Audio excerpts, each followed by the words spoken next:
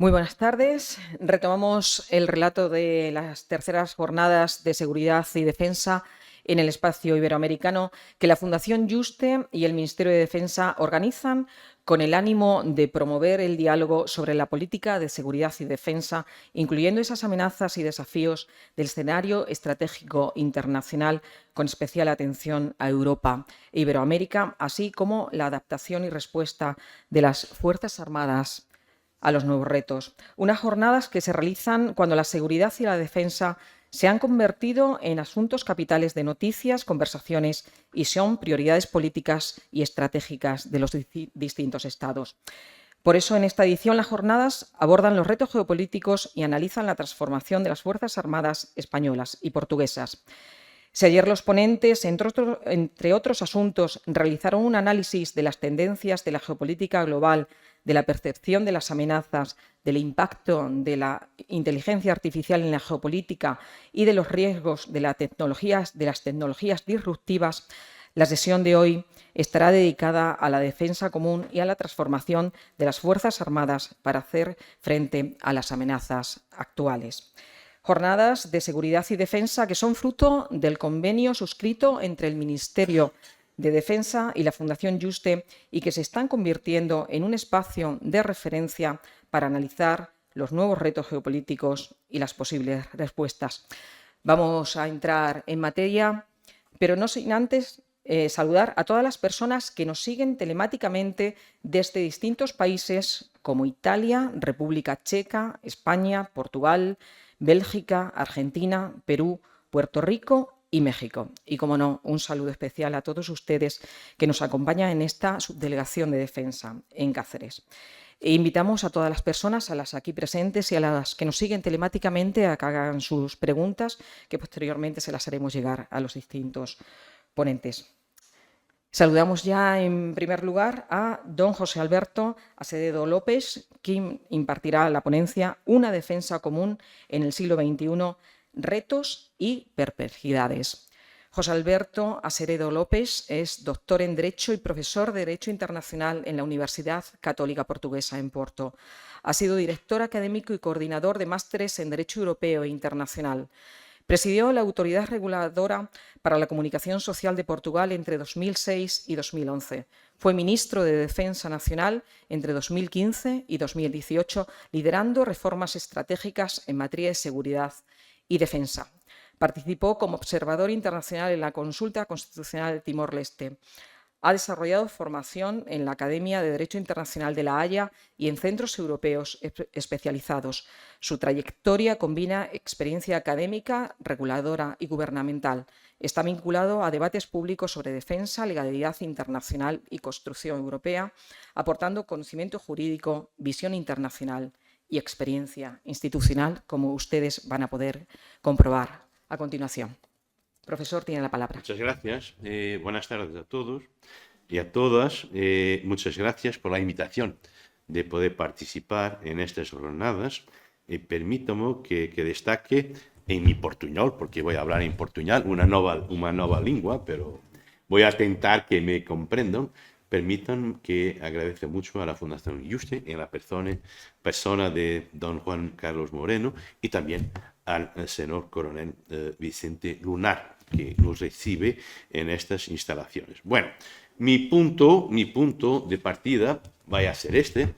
Es mi premisa de análisis, es el error de Fukuyama. Es decir, que hace muchos años, en 1992, tras el fin de la Guerra Fría, Francis Fukuyama escribió un libro que fue un suceso global, donde su principal tesis era que la caída de la Unión Soviética representaba el fin de la historia, el triunfo definitivo de las democracias liberales. Bueno, Fukuyama es millonario hoy por causa de este libro, pero estaba profundamente equivocado. Para darles un ejemplo, en el último informe de VEDEM, que es una organización que estudia las democracias y las autocracias en el mundo, es un informe de marzo de 2025, se observaba que en los últimos 25 años, es decir, en este siglo, lo que ocurrió fue un proceso general de autocratización. y no de democratización. Y además de los 202 estados analizados, solo 29 cumplen actualmente el criterio de que nos gustamos mucho de describir como las democracias liberales. Es decir, que las democracias liberales son hoy una pequeña minoría de los estados del mundo. Lo que significa que era algo, creo que inevitable. Lo que estamos viviendo desde hace más de 25 años es lo que me gusta cualificar como un estado de crisis permanente. En 1999, la guerra del Kosovo; en 2001, los atentados terroristas del 11 de septiembre, la guerra en Afganistán que empezó el 7 de octubre, en 2003, la guerra divisiva de Irak; poco después, la crisis financiera y económica mundial; después, la agresión rusa contra Ucrania, que resultó inicialmente la anexación de Crimea de parte del Donbass; después el Brexit, que ha significado una crisis institucional muy importante en la Unión Europea; después la pandemia del COVID; después la gran crisis, que es la crisis actual, una crisis a gran escala de Ucrania desde la invasión del agresor ruso desde febrero de 2022. Lo que significa es que desde entonces estamos viviendo, incluso en Europa, sucesivas crisis políticas, nuevas crisis internas de las llamadas democracias liberales, una progresión muy significativa de los populismos y la crisis, tal vez la más sorprendente, la crisis obvia de las relaciones transatlánticas. Eso significa que cuando hablamos de defensa común, cuando hablamos de los retos actuales que se presentan a nuestros estados, no podemos olvidar que nuestra concepción estructural se basaba en tres ideas fundamentales. En primer lugar, la relación transatlántica, en la que transferíamos lo esencial de la garantía de nuestra defensa y seguridad a los Estados Unidos, según el viejo principio ubi cómoda, ibi incómoda, es decir, quien tiene el ventaja de la influencia tiene que pagar por esa influencia. En segundo lugar, en consecuencia, diría, la prevalencia de un desvalor atribuido a la defensa como función soberana. Es decir, que crecimos, muchos de nosotros, en sociedades en las que la idea de defensa y seguridad o no era interiorizada o era transferida cómodamente a nuestro gran amigo norteamericano. Eso significó un desvalor atribuido a las funciones esenciales del Estado, entre las cuales la defensa. Entonces no es sorprendente el desvalor, por ejemplo, de las inversiones en defensa a lo largo de varias generaciones. Hoy tenemos también problemas. Esta frase, por extraño que pueda parecer, ha sido exprimida públicamente por el secretario general de OTAN, para gran pena mía. And then daddy has to sometimes use strong language. Es algo muy, muy, muy triste. No porque, bueno, cada uno puede tener momentos menos felices, pero porque demuestra que el sentimiento de orfandad puede llevarnos a decir cosas y a hacer cosas para recuperar la protección que sentimos puede ya no estar allí. Ahora, mi tesis también es que tenemos diferentes niveles de seguridad y de defensa.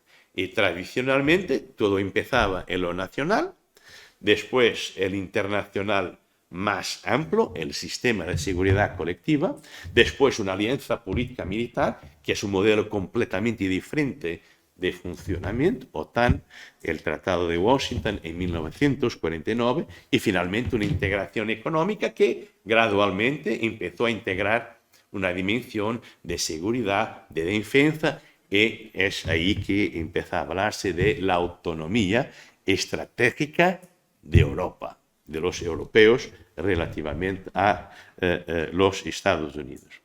Y eso se puede comprender muy bien cuando se lee la Constitución española. Es algo que recomiendo porque como tenemos la Constitución, es algo que damos por adquirido. Es muy importante leer de vez en cuando la Constitución para comprender cuáles son los pilares de nuestras sociedades democráticas. Uno de esos pilares, las Fuerzas Armadas, constituidas por el Ejército de Tierra, la Armada y el Ejército del Aire, tienen como misión, noten por favor el abordaje clásico de defensa, un abordaje muy territorial, garantizar la soberanía e independencia de España, defender su integridad territorial, un concepto que vamos a encontrar desde la Carta de Naciones Unidas y el ordenamiento constitucional. Eso significa también que en la Constitución las Fuerzas Armadas son presentadas como elemento esencial de defensa.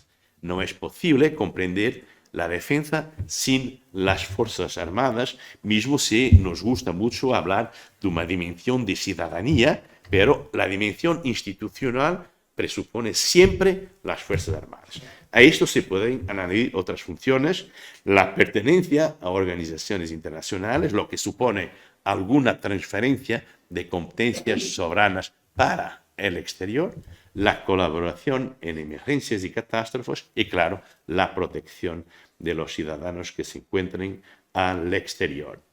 Así, algunas conclusiones intermedias. En el siglo XXI es imposible de concebir la defensa como una acción aislada o solo nacional. La idea de una defensa nacional, el Ministerio de Defensa en Portugal es el Ministerio de la Defensa Nacional, pero presupone una lectura claramente cooperativa, internacional y, espérase, cada vez más integrada. Sin embargo, parece ya aceptado que el sistema de seguridad colectiva ha dejado de funcionar. Ha dejado de funcionar de manera creíble. Creo que nosotros europeos, nosotros occidentales, somos al menos parcialmente responsables de ese colapso.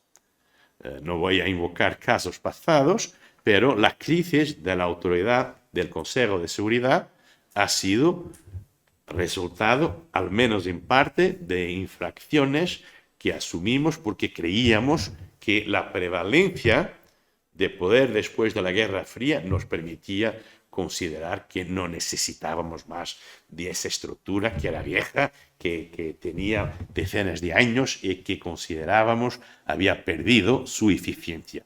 No necesitábamos del sistema de seguridad colectiva porque estábamos, como dicen los ingleses, en el top del mundo y no necesitábamos de esas cosas viejas, éramos mucho más modernos y creo que hoy estamos pagando un precio y un coste político diplomático con la crisis muy grave que está viviendo el sistema de Naciones Unidas.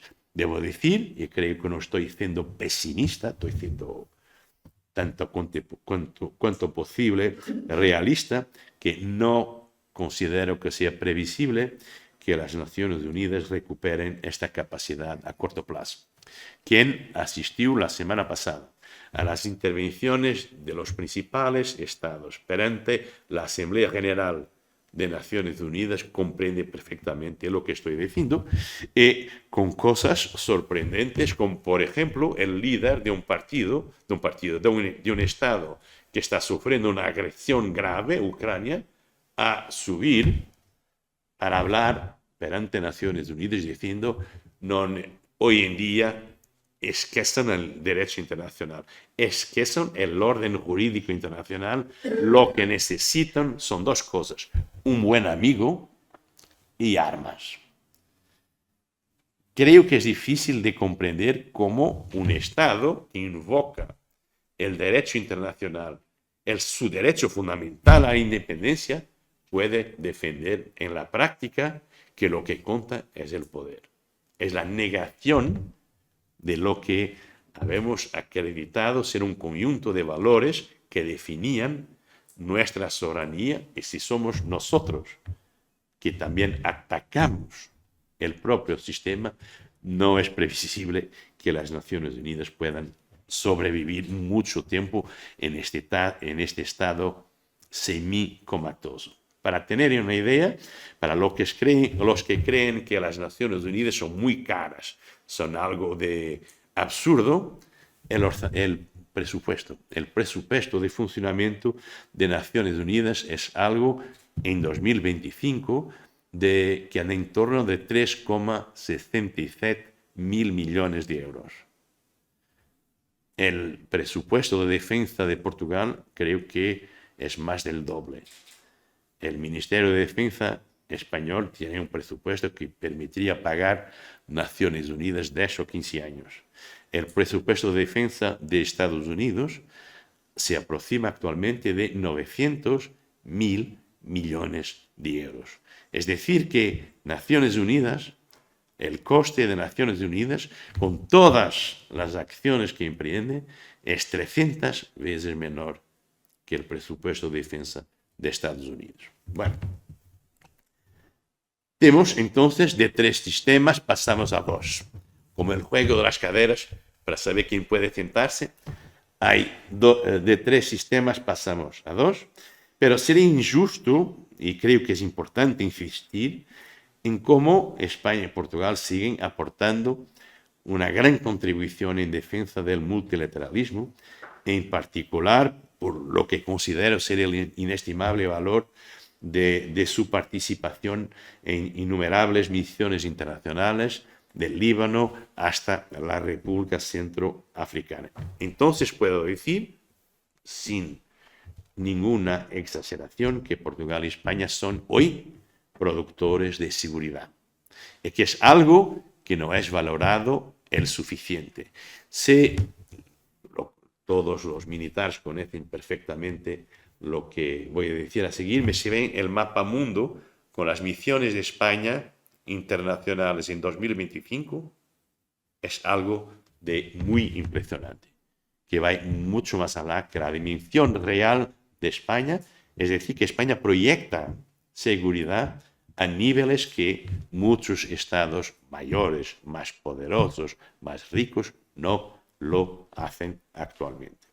Bueno, siendo así, regresamos a OTAN. OTAN que estaba en 2014, cuando empezó la crisis en Ucrania con la Crimea, ocurrió la cumbre de Gales.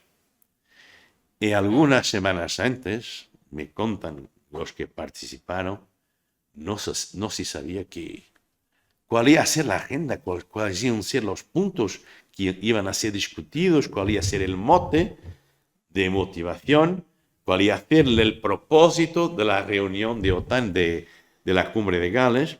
Y, para nuestra desgracia, Rusia decidió intervenir militarmente y ocupar y después anexar Crimea.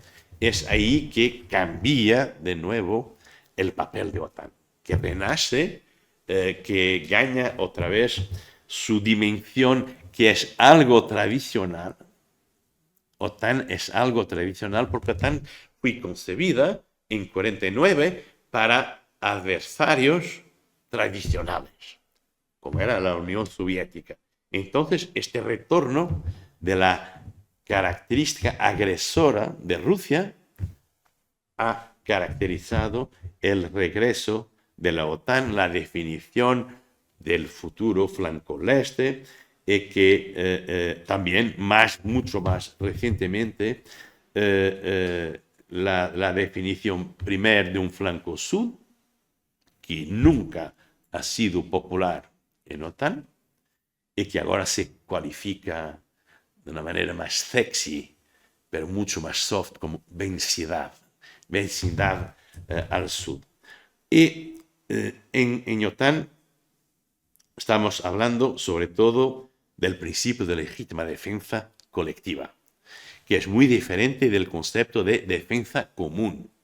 Son cosas completamente diferentes, Y el artículo quinto, tal vez el artículo más célebre desde la invasión de Ucrania, porque es como si fuera la salvación.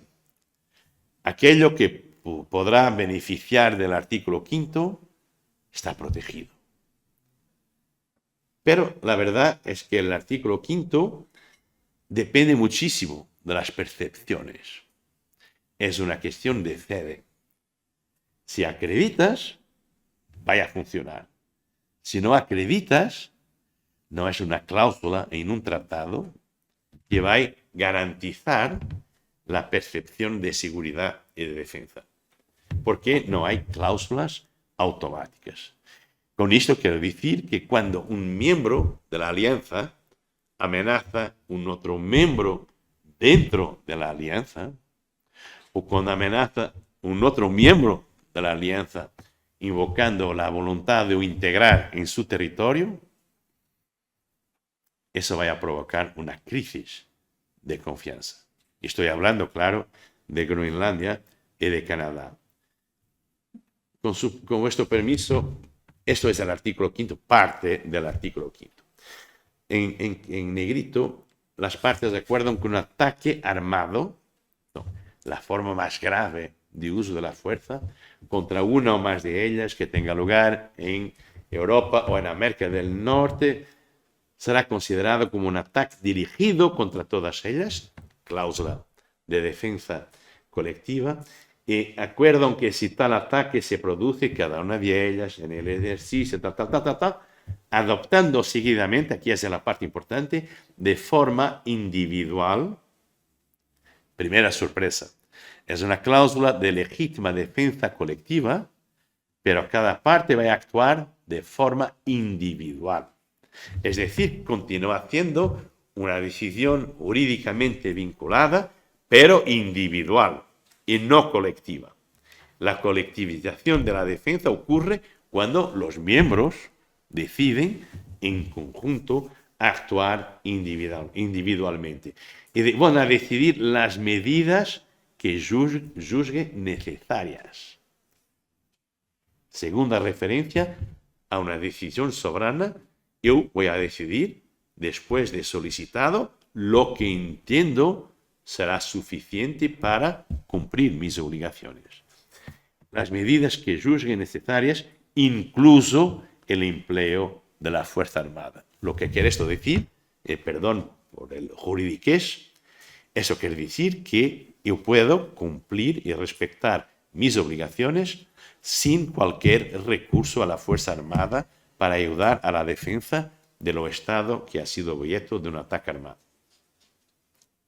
Entonces las garantías se perciben que depende muchísimo más de acreditarnos que sobre todo los miembros más importantes van a ocurrir a protegerme si yo soy atacado.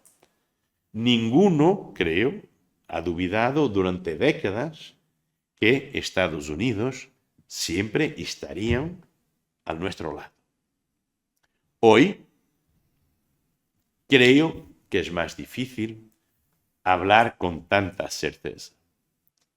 Y no hay aquí un juicio negativo, positivo, no, un juicio realista. Si podría hacer una encuesta en esta sala, secreta, claro, secreta. Y creo que conocemos el resultado.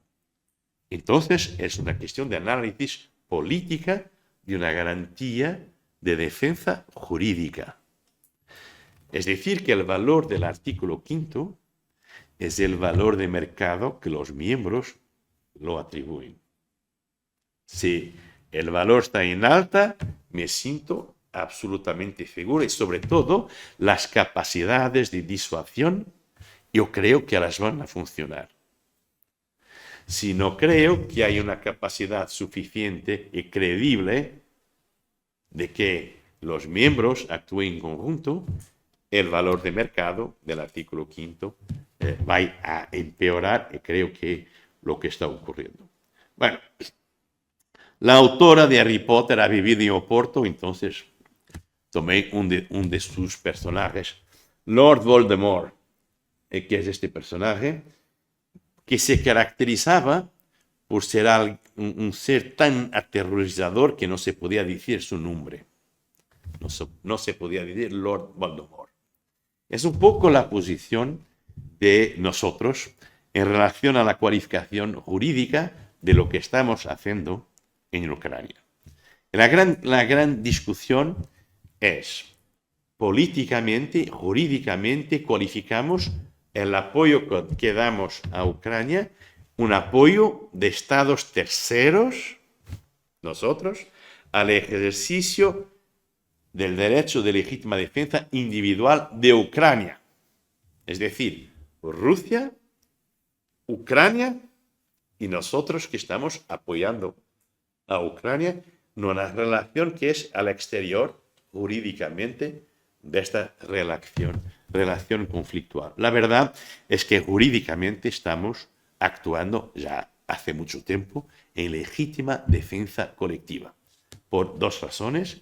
En primer lugar, porque el apoyo que damos, la naturaleza del apoyo que damos, informaciones militares, treino, preparación, por ejemplo, para definición del targeting, son ya directamente participaciones en un conflicto. En segundo lugar, lo que tengo por absolutamente cierto es que Ucrania no podría resistir más de una semana sin la financiación, las capacidades que estamos dando a Ucrania. Es decir, que no somos la condición sine qua non del ejercicio de legítima defensa de Ucrania. ¿Por qué no queremos aceptar?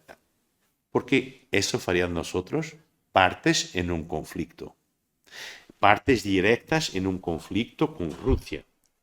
Entonces es interesante que Rusia dice que estamos ya en guerra con ella, mas Rusia acepta que eso sea una discusión meramente política y de propaganda. No vaya a extraer las consecuencias prácticas de considerarnos como partes en el conflicto. Entonces Rusia no dice que nosotros somos Lord Voldemort y nosotros no decimos que estamos actuando en defensa colectiva al lado de Ucrania. La verdad es que esta guerra ha demostrado nuestras limitaciones. Creo que estamos comprendiendo año a año, porque estamos hablando ya de 3 años y más de guerra, estamos comprendiendo que nuestro modelo de organización, nuestro modelo de creación de capacidades, nuestro modelo de adaptación a las grandes evoluciones que resultan de este conflicto, estamos quedando más atrás, creo, de lo que pensaríamos. Y creo que eso se puede comprender sobre todo en dimensiones que no son las más populares. La dimensión de interoperabilidad de capacidades, de movilidad militar, de la cooperación estructurada permanente, que fue una gran oportunidad que desde 2017 pudiéramos desarrollar para llegar ahora con proyectos colectivos de inversión en capacidades y en defensa y por ahí adelante. Después tenemos un principio de acción común con el primer elefante en la sala. Bueno, la crisis transatlántica es algo que nos perturba muchísimo en la acción política. El retorno del unilateralismo también. No voy a desarrollar esto. Y la idea de una soledad europea. Por primera vez desde más de un siglo, recuerdo que en Primera Guerra Mundial los Estados Unidos estaban aquí, que en Segunda Guerra Mundial los Estados Unidos estaban aquí, que durante la Guerra Fría estuvieran aquí.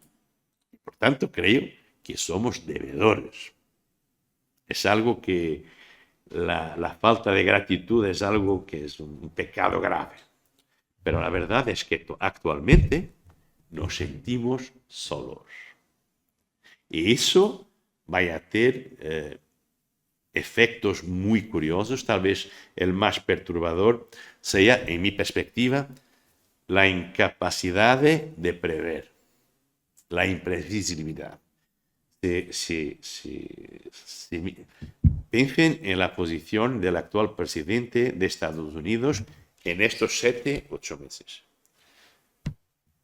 Amor por Putin, desamor por Putin, amor o desamor por Zelensky y actualmente, felizmente, desamor profundo por Putin. Pero es como las relaciones amorosas que son instables, que si me gusta hoy, no me gusta mañana, me gusta... Es muy perturbador y somos una civilización vieja. Nos gustamos de estas sorpresas permanentes. Eso en la conducción, en el planeamiento de un apoyo fundamental para nosotros, es lo peor. Que vais a decidir la próxima semana. Bueno, como digo, prefiero acentuar lo mejor. Actualmente sería difícil distinguir esta presidencia de la de Joe Biden. Costumo decir con una broma, Donald Biden y Joe Trump. Porque es algo, bueno, es así. Réstanos el humor.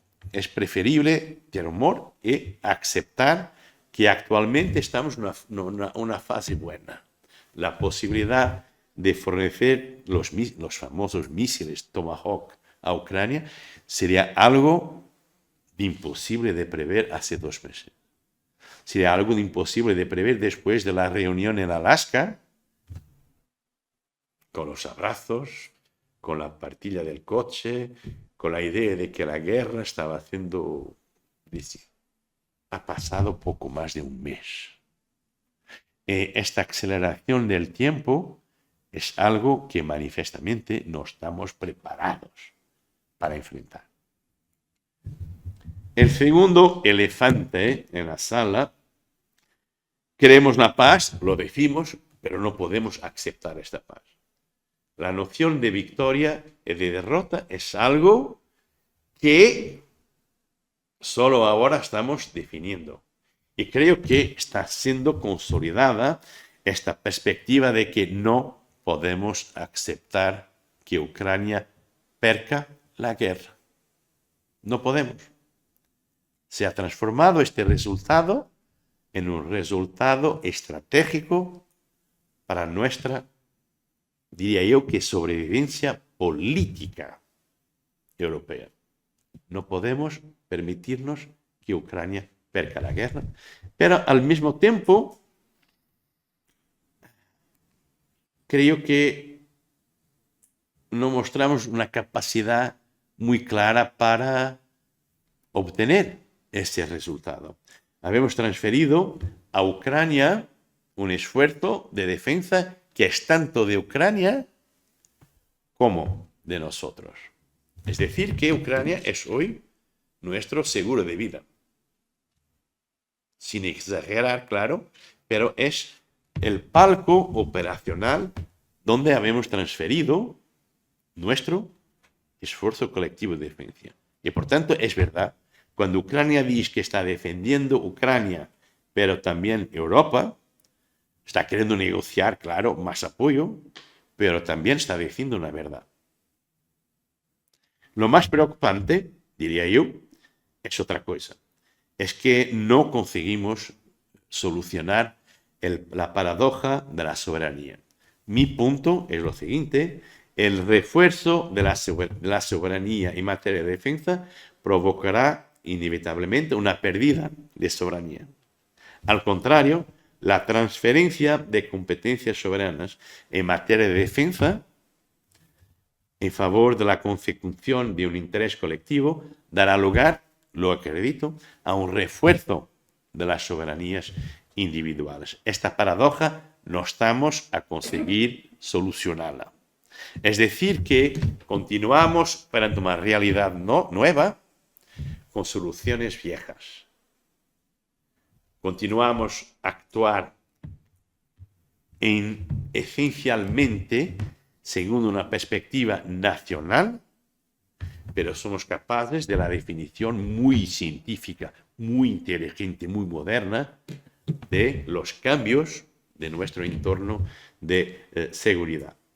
Esto significa que mucho más que actuar en conjunto, como deberíamos estar cada vez más preparados para hacerlo, en la definición de dónde invertir, en la definición de las capacidades, en la definición de una integración que permita una movilidad militar efectiva entre nosotros, las gestiones logísticas, las gestiones de interoperabilidad, no hacemos nada.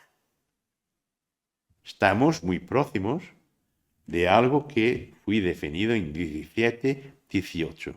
La progresión es muy pequeña. Lo que ocurre es la creación de nuevos directorios. Los acuerdos, por ejemplo, Alemania, Francia, Reino Unido. Los acuerdos que se están diseñando para el famoso muro de drones no son acuerdos europeos. Son acuerdos de directorios que se transforman en poderes de facto, pero que no refuerzan significativamente la idea de una defensa autónoma europea.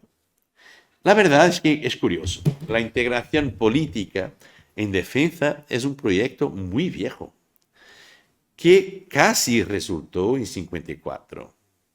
Porque en 54 había un tratado que se llamaba la Comunidad Europea de Defensa, apoyado muchísimo por Estados Unidos.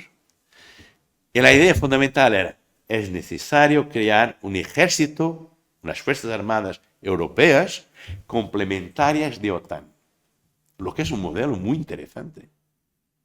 OTAN siempre con el protagonismo, pero las Fuerzas Armadas europeas que se desarrollarían integradas. Un Estado ha hecho colapsar el proyecto, la Asamblea Nacional Francesa ha votado en contra, con una alianza parlamentaria muy curiosa. Gaullistas y comunistas. Muy interesante. Qui se rassemble, s'assemble, dicen los franceses. Es muy interesante que ha sido una alianza entre el Partido Comunista y los que apoyaban el general de Gaulle, que ha bloqueado este proyecto. Si ha sido bloqueado con 6 estados, con 27 no vaya a ocurrir. Pueden estar ciertos que si no fue posible en los años 50, con 6 estados, entre los cuales el Benelux, no vaya a acontecer ahora. Muy infelizmente. Y eso también es cierto con algunos documentos importantes que, es verdad, muy interesantes. Ayer tuvimos una conferencia muy interesante que mencionó la brújula estratégica, que yo creo que es un documento gigantesco, perdón de decirlo, irrelevante. Con su adopción en abril 22 ya estaba ultrapasado por la realidad. Puedo darles un ejemplo en el capítulo donde se dice actuar. El punto 2 dice, crearemos una capacidad de despliegue rápido de la Unión Europea que nos permitirá desplegar rápidamente hasta 5.000 militares en entornos inciertos para distintos tipos de crisis. Esto es algo que se está discutiendo desde 2017, que se ha formalizado como obligación en 2022. ¿Alguno ha visto esta capacidad de despliegue rápido? Lo que es más terrible es hasta 5.000. 27 estados. 27.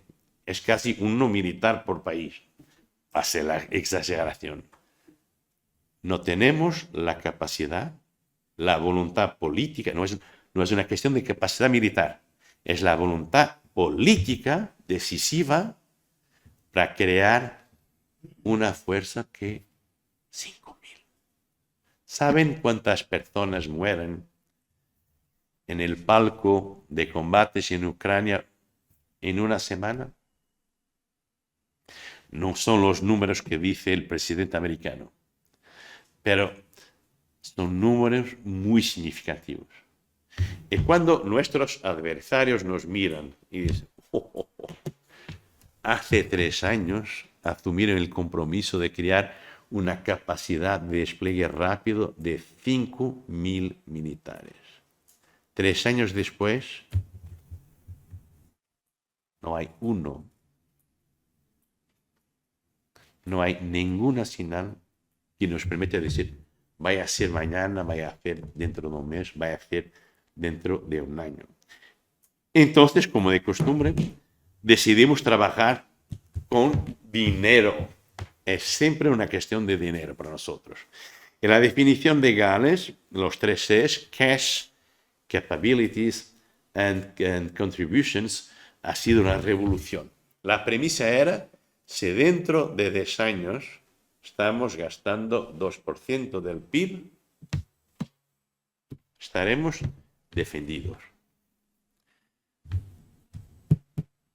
Este año estamos gastando 2% del PIB en defensa. ¿Estamos defendidos? No, no estamos. No estamos. No estamos. El coronel se acuerda de mí, pero no estamos. No estamos porque no debemos estar, porque decidimos entonces, vamos a aumentar. 2% no es suficiente, vamos a pasar a 5%. 5% del PIB. Ayer oímos los números que significarían para España. Para Portugal sería un filme de terror. No creo, no. Pero lo peor no es decir eso, es la convicción generalizada de que no vamos a cumplir. Que es una cuestión de presión política. Todos sabemos quién quería los 5%. Ok. Es curioso que España ha sido el único país que dice, no voy a aceptar este compromiso porque no voy a cumplir. Entonces no voy a cumplir. No sé si notaron, en el discurso de Donald Trump ante la Asamblea General, ¿notaron la referencia a España? No, yo noté, porque él dice, virtualmente todos los estados han aceptado. El virtualmente quiere decir todos excepto España. Pero en off the record, muchos estados han mirado a España.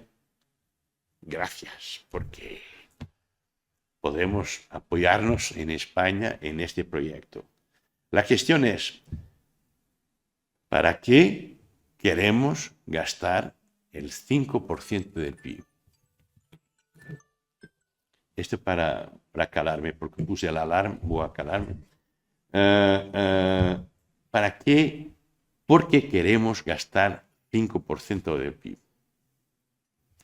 ¿Cuáles son las capacidades que estamos definiendo en conjunto para realizar nuestra defensa?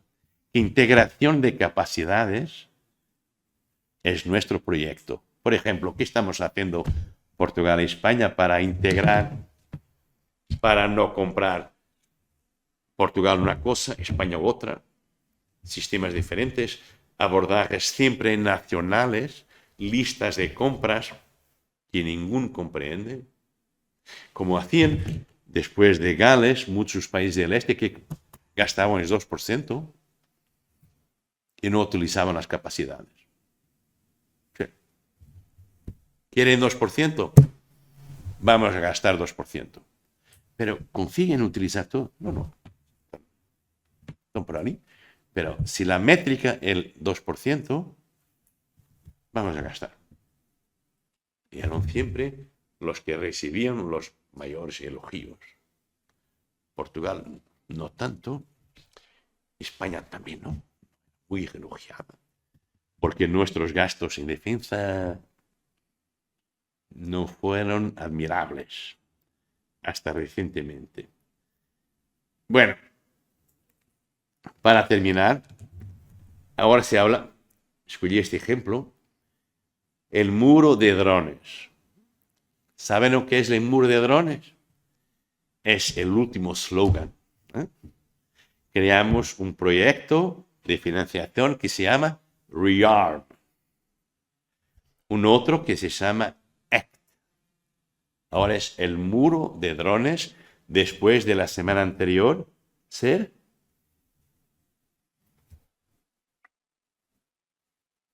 no voy a decir, van a descubrir. Había un otro nombre de la Centinela Oriental.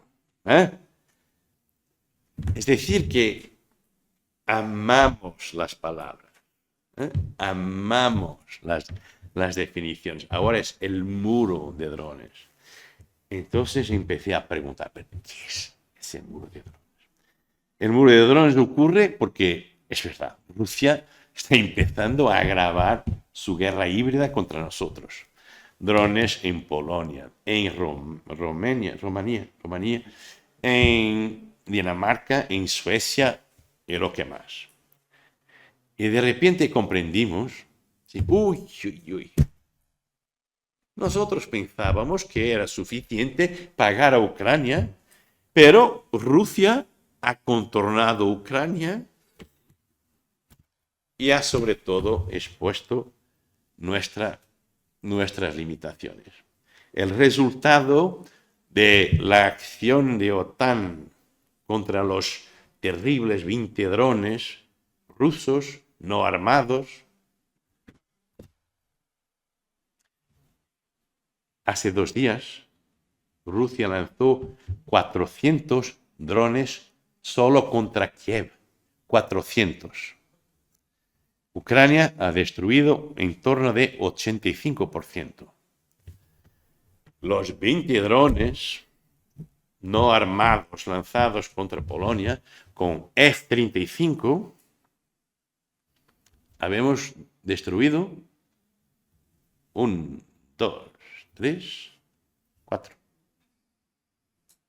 No es brillante. Pero lo menos brillante, con esto termino, es lo que estamos haciendo. Porque el comisario de defensa ha intervenido en The Wall of Drones. Es siempre algo que impresiona.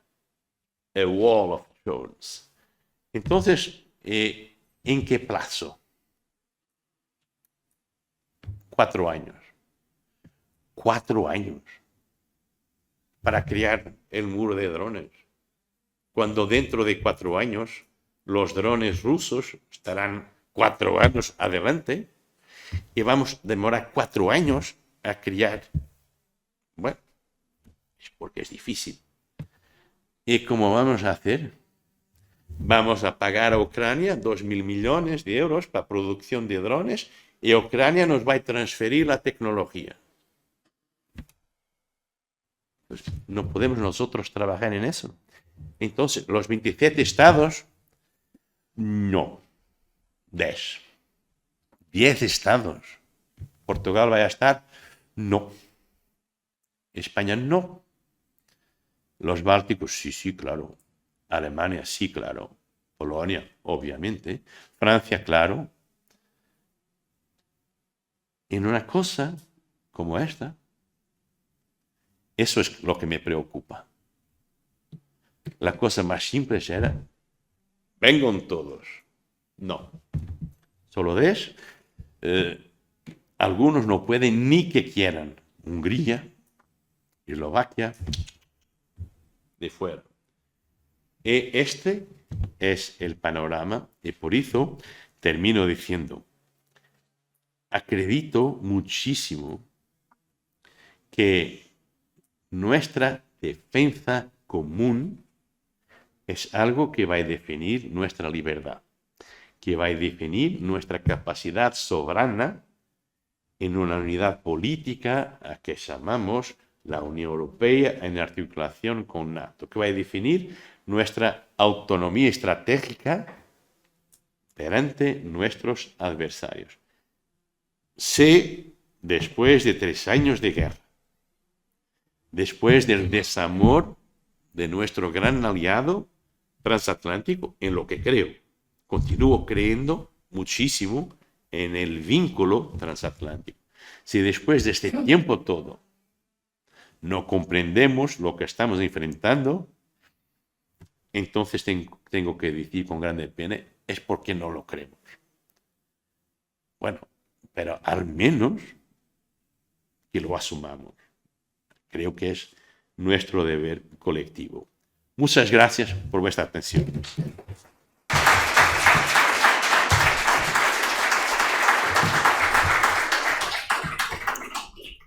Pues muchísimas gracias, profesor Aseredo, porque la verdad nos ha puesto un espejo para ver la realidad en la que nos movemos y parece ser que no es muy alentadora. Como ayer decía el teniente coronel Aedo, si ustedes tienen preguntas para sus respuestas, por favor, es el momento de hacerlas. No sé si hay alguna pregunta en sala.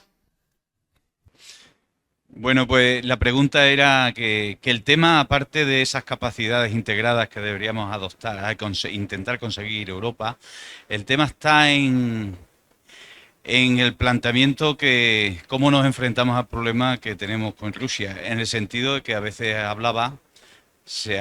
dice que Rusia no puede perder la guerra que tenemos planteada, porque esa es la cuestión importante, porque lo que ha hecho Biden o Europa en un principio, ¿no? Al principio, pues parece que no le han dado lo necesario para que eso pudiera suceder.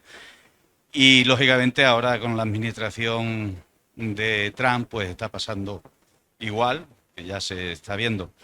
Pero el tema está hasta dónde podemos llegar para solucionar el problema de Europa y cómo es decir, cómo se soluciona esto en el caso que tengamos la capacidad de, porque esto es una cuestión de principio, ¿no?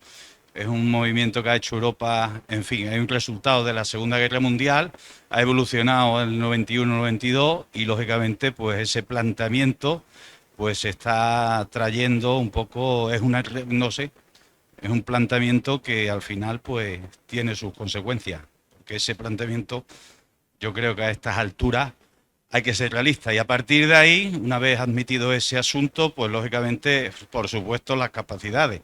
Capacidades no se pueden encontrar desde el mismo momento en que tenemos un problema de integración de la OTAN, las capacidades de la OTAN con el tema que ha planteado, con el tema y el asunto de Francia, porque lógicamente a partir de ese momento es difícil que consigamos una integridad o una política exterior común y una defensa común de Europa.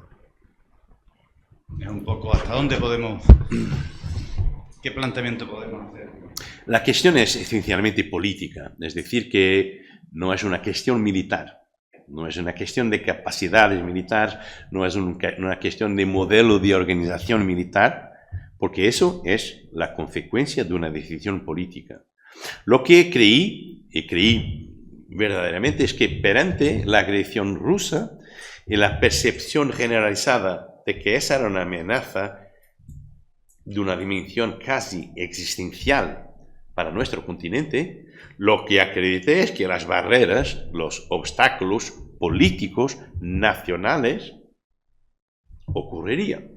Es decir, que cuando tenemos una amenaza que es radicalmente nueva, comparando con el pasado reciente, que a una realidad amenazadora nueva, soluciones nuevas. Lo que estamos viendo es el contrario.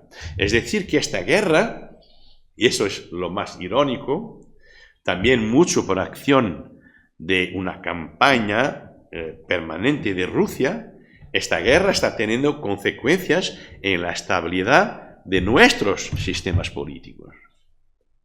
Lo que es curioso es que Portugal y España empiezan a ser destacados en artículos científicos como un ejemplo de estabilidad. Los países del sur, los que eran acusados de soquerer en viño y mujeres, es algo que no voy nunca a esquecer. Eso ha sido dicho por el presidente de entonces del Eurogrupo. Hay cosas que no quiero ser nacionalista, pero no voy nunca a olvidar este tipo de acusación. Pero si miramos algunos países europeos,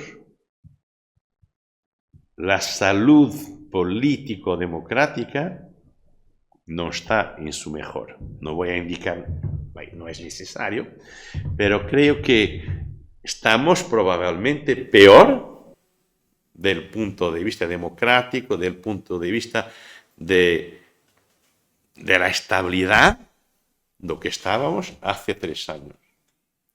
Y lo peor es que esto va a alimentar los populismos, el refuerzo de la intolerancia, la ineficiencia de una actuación conjunta.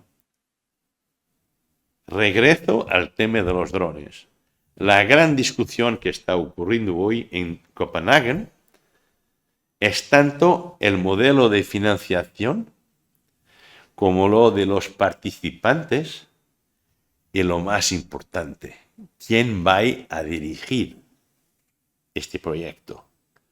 Porque hay una competición entre la Comisión de un lado y algunos estados que no quieren la Comisión definiendo quién vaya a gastar o qué. Y puedo decir los nombres porque es público. Alemania, Italia y Francia no van a aceptar la europeización de la decisión concentrada en la Comisión. Pero la Comisión también no quiere que sea el Consejo Europeo.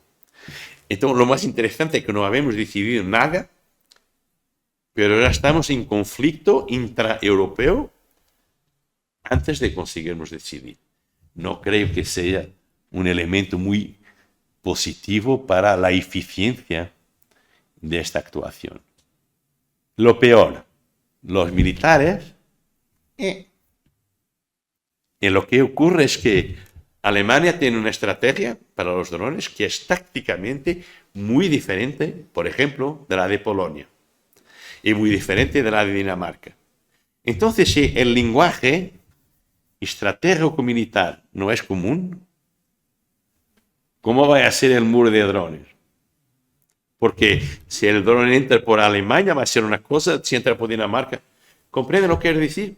Es una caricatura, pero no habemos ni decidido los elementos fundamentales del proceso y no enfrentamos lo que es el reto principal del punto de vista militar. ¿Cómo se va a hacer? ¿Cómo se va a organizar? ¿Cómo se van a integrar capacidades? ¿Cómo se va a reforzar la interoperabilidad de sistemas que continúan siendo nacionales? Entonces, para intentar responder, vamos siempre a terminar en una palabra. Es una decisión política. Y no hay una voluntad suficientemente clara de tomar esa decisión. Entonces, los pequeños se dicen, compramos mucho a nuestros amigos americanos, porque voy a cambiar lo que conozco por un europeo que no conozco. Ah, es europeo. Pero al fin del día, el dinero sale de mi bolsillo al bolsillo del coronel o de Juan Carlos Moreno, pero sale siempre de mi bolsillo. Y al fin del día pregunto, ¿qué pudo ganar del punto de vista de la participación industrial? Por ejemplo, Suecia, con sus Gripen, está actuando muy bien, porque donde va, propone siempre, se compran mis Gripen, instalamos cosas en su país, de desarrollo tecnológico, creamos empleo. Oh, eso es interesante. Pero presento siempre el ejemplo de una empresa alemana que produce los obuses, entre otras cosas, de 155 milímetros. Rheinmetall. en cada conferencia que hago, voy a ver la cotación en bolsa. Rheinmetall valía cada acción 96,6 euros en febrero de 22. Hoy está muy cerca de 2.000 euros. Entonces, si cada uno de nosotros hubiera investido 100.000 euros en 22, podría venderlas a 2 millones. Pero Rheinmetall, como el nombre indica, no es portugués y creo que no es español. No, yo sé que no es. Entonces, ¿por qué voy a financiar? Entonces, esta idea de proyectos europeos es muy interesante. Pero si es para acentuar una competición intraeuropea, es indiferente para mí. Porque voy a gastar europeo si puedo continuar invirtiendo en capacidades que han dado sus pruebas. ¿Comprenden lo que quiero decir? Y eso es un estímulo negativo a la integración. Porque se habla muchísimo de cooperación, de amor entre los europeos, pero si al fin del día no hay un proyecto claro que envolva a todos, entonces que todo continúe como está. Gracias. ¿Alguna pregunta más en sala? Pues nada, el tiempo se nos ha terminado y le agradecemos su ponencia en la que nos ha dado un baño de realidad y muchísimas gracias. Pero no es una realidad pesimista, es la realidad. Es la que hay. Vamos a hacer un receso de unos minutos para continuarlo con la siguiente ponencia y volvemos en 15 minutos. Vamos a tomar un café. Gracias.